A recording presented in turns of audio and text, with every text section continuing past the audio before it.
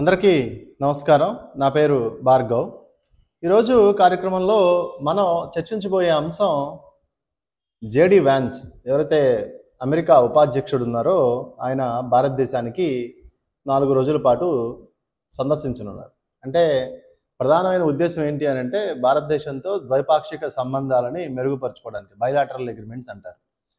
Bilateral agreements అంటే ఏంటి అని అంటే మన దేశం నుంచి ఏ క్లాత్సో జౌళీనో లేకపోతే సాఫ్ట్వేరో మీకు మేము ఎక్స్పోర్ట్ చేస్తాము, మీరు మీ దేశం నుంచి ఎలక్ట్రానిక్స్ చిప్స్ ఆయిల్స్ ఇలాంటివి ఏమైనా ఉంటే ఇలాంటివన్నీ మాకు దిగుమతి చేయండి అని పరస్పరమైనటువంటి బైలాటరల్ ట్రేడ్. అంటే మేము మీకు ఇది ఇస్తాము, మీరు మాకు అది ఇవ్వండి అని చెప్పడాన్నే ద్వైపాక్షిక సంబంధాలు లేదా బైలాటరల్ ట్రేడ్ అంటారు. సో దీని నిమిత్తం ఆయన వస్తూ ఉన్నారు. అందులో భాగంగా కొంత ఆయన పర్సనల్ ఎంగేజ్మెంట్స్ కూడా ఉన్నాయి. ఏమిటి అంటే మీ అందరికీ తెలుసు, జేడీ వ్యాన్స్ భార్య ఎవరైతే ఉన్నారో ఉషా చిలుకూరి, ఆవిడ మన ఇండియా, అందులో ప్రధానంగా మన ఆంధ్రప్రదేశ్ సంబంధించి తూర్పుగోదావరి జిల్లా నుంచి వాళ్ళ పూర్వీకులు వలస వెళ్ళడం జరిగింది. సో అయితే భారత మూలాలు ఉన్నటువంటి ఉషా చిలుకూరి అక్కడ జేడీ వ్యాన్స్ని వివాహం చేసుకోవడం, ఆయన వైస్ ప్రెసిడెంట్గా అమెరికా కావటం, సో ఆయన భారతదేశానికి రావటం. సో అంటే భారతీయ మూలాలు ఉన్నటువంటి తన భార్యతో కలిసి ఈ భారతదేశానికి వస్తూ ఉన్నాడు. ఇదొక విశేషమైనటువంటిది. అయితే ఈ వచ్చే క్రమంలో ఏంటి అని అంటే మనందరికీ తెలుసు, మనకి ఇంటర్నేషనల్ న్యూస్ కానీ నేషనల్ మీడియా కానీ ఏది చూసినా సరే మొత్తం గగ్గోలు పెడుతుంది ఏంటి అని అంటే ఈ ట్రంప్ తీసుకున్న నిర్ణయాలు లేదా రిపబ్లికన్ పార్టీ యొక్క ఆశయాలు ఏంటి. అమెరికా ఫస్ట్ అనే నినాదం, అమెరికా ప్రజల్ని ముందు వరుసలో పెట్టాలి, మిగతా దేశాల నుంచి ఎవరైతే వస్తూ ఉన్నారో అమెరికాకి వారందరికీ కూడా మంగళం పాడాలి, అంటే ఇంటికి పంపించేయాలి, పంపించేసి వాళ్ళ ఉద్యోగాలన్నింటినీ కూడా అమెరికా వాళ్ళకి ఇవ్వాలి. సో అంటే ఏంటి, వాళ్ళ ఉద్దేశం ఏంటి అని అంటే అమెరికా పౌరులని ముందుకు తీసుకువెళ్ళటం, అమెరికా ఎంటర్ప్రెన్యూర్స్ని డెవలప్ చేయటం, ప్రపంచంలో ఉన్నటువంటి పెద్ద పెద్ద ఇన్వెస్టర్లందరినీ అమెరికాకి ఆహ్వానించడం, అక్కడ వ్యాపారాలు పెట్టించడం, అమెరికా పౌరులకు ఉద్యోగాలు ఇప్పించడం, వాళ్ళ ఎకానమీని బలవంతం చేసుకోవటం, అంటే వాళ్ళ ఎకానమీని మెరుగ్గా చేసుకోవటం, ఇది వాళ్ళ priority. Make America great again అని కూడా చెప్తూ ఉంటారు. సో ఇది వాళ్ళ ఆశయాలు, రిపబ్లికన్ పార్టీ ట్రంప్ ఆశయాలు అవి. సో దీనికోసం ఆయన తీసుకున్న నిర్ణయాలు ఎలా ఉంటాయి అని అంటే ఇతర దేశాలతో ఎక్స్పోర్ట్స్ ఇంపోర్ట్స్ చేసేటప్పుడు భారీగా పన్నులు విధిస్తూ ఉంటారు. సో అంటే ఏంటి అని అంటే ఇప్పుడు భారతదేశమే చూసుకుందాం అనుకోండి, భారతదేశంతో ఈ ఎగుమతి దిగుమతుల ఒప్పందాలు చూస్తే మనం యుఎస్ మన దేశంకి ఇంపోర్ట్ చేసేవి అంతే, మన దగ్గర నుంచి వాళ్ళు ఇంపోర్ట్ చేసుకునేవి ఎంత అంటే $87 బిలియన్. అదేవిధంగా యుఎస్ నుంచి మనకు వచ్చేది ఎంత అని అంటే $41 బిలియన్. మరి ఈ రెండింటి మధ్య ట్రేడ్ డెఫిసిట్ ఎంత ఉంది అని అంటే $45 బిలియన్ ఉంది. అంటే మనం ఎగుమతి చేయటమే ఎక్కువ, వాళ్ళు మనకి ఇక్కడ పంపించడం తక్కువ, అంటే మన మీదే ఆధారపడి ఉన్నారు. అదేవిధంగా అమెరికా చూసుకుంటే మన మీదనే కాదు, మనకి చైనా కానీ లేకపోతే లాటిన్ అమెరికా దేశాల నుంచి కానీ ఇవంతా కూడా ఆధారపడి ఉంది. ఇప్పుడు కలప కూడా ప్రధానంగా లాటిన్ అమెరికా యూరోప్ ఖండాల నుంచే వాళ్ళకి వస్తూ ఉంటాయి.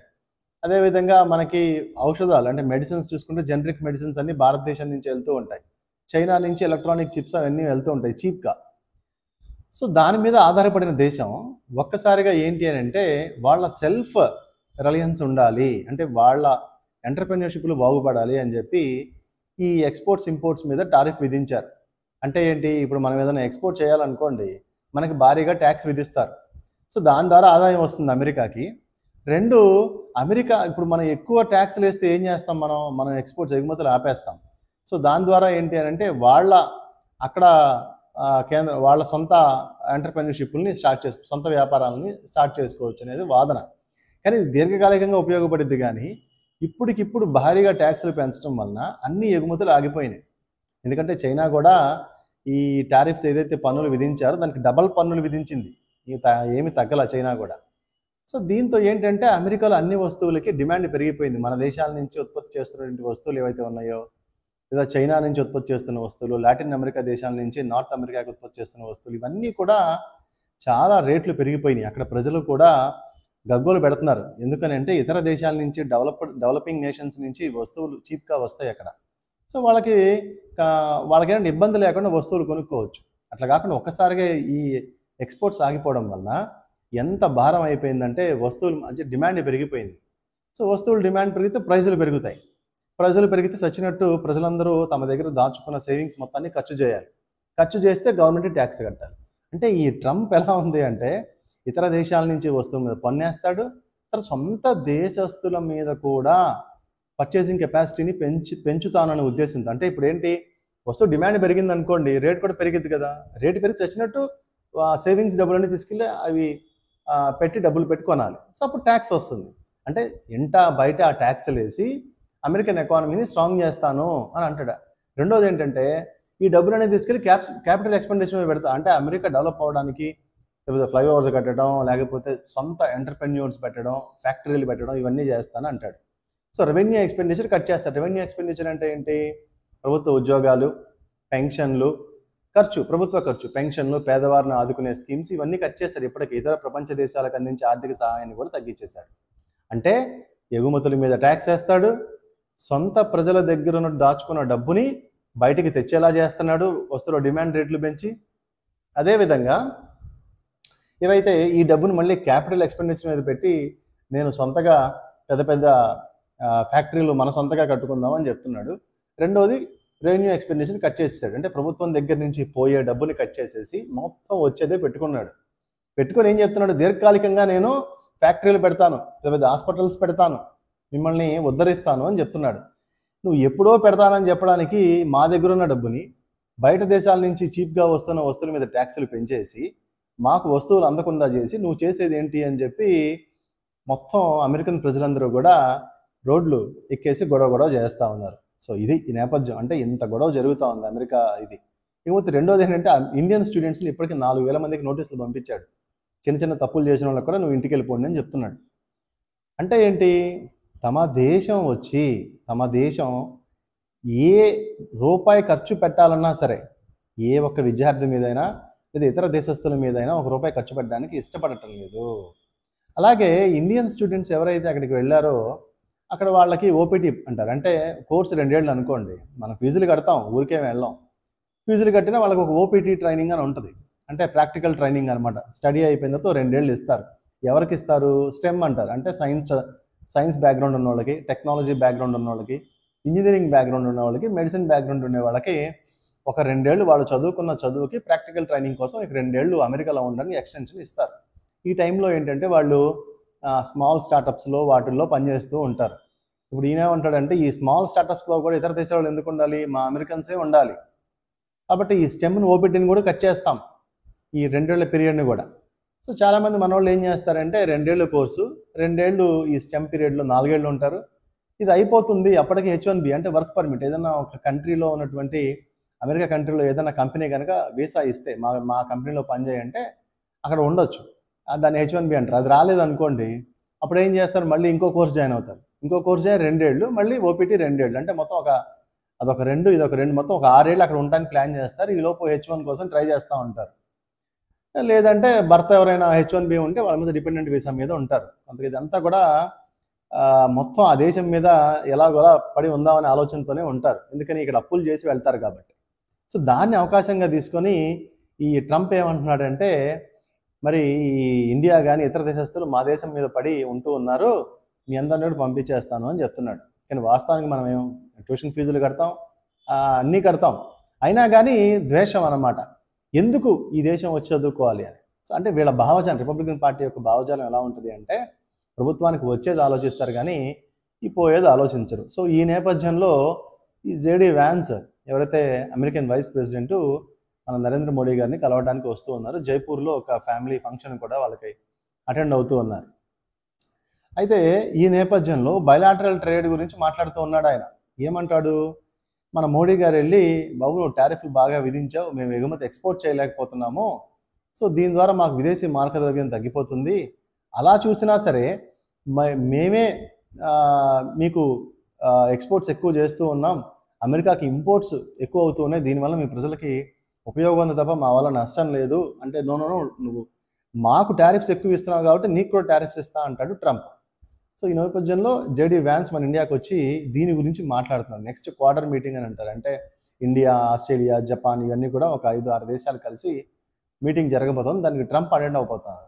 సో ఈ క్వాడ్ మీటింగ్ ముందే వ్యాన్స్ మన నరేంద్ర మోడీ గారితో మీటింగ్ అయ్యారు. సో మీటింగ్ అయ్యి ఆయన ఏం చర్చిస్తారు అంటే ఈ బైలాటరల్ ట్రేడ్ టారిఫ్ గురించి చర్చించే అవకాశం ఉంది. అంతేకాకుండా మన భారతదేశానికి ఒక 90 రోజుల పాటు ఈ ట్యాక్స్ నిలుపుదల చేశారు ఈ నరేంద్ర మోడీ గారి రిక్వెస్ట్ మేరకు. ఈ 90 రోజులు అయిపోయిన తర్వాత మళ్ళీ ట్యాక్స్ పెంచేస్తాం అంటున్నారు. సో ఈ నేపథ్యంలో భారతీయ మూలాలున్న వాళ్ళ వైఫ్ని తీసుకొని జేడీ వ్యాన్స్ ఇండియాకి రావడం జరిగింది. సో ఈ టాక్స్లో ప్రధానంగా ఏంటి అని అంటే ఈ ట్యాక్స్ టారిఫ్స్ గురించే మాట్లాడతారు. రెండోది ఏంటి అని అంటే మనకి భూమి మీద పసిఫిక్ ట్రేడ్ అంటే పసిఫిక్ ఓషన్కి సంబంధించినటువంటి ట్రేడ్ రూట్స్ గురించి మాట్లాడడానికి.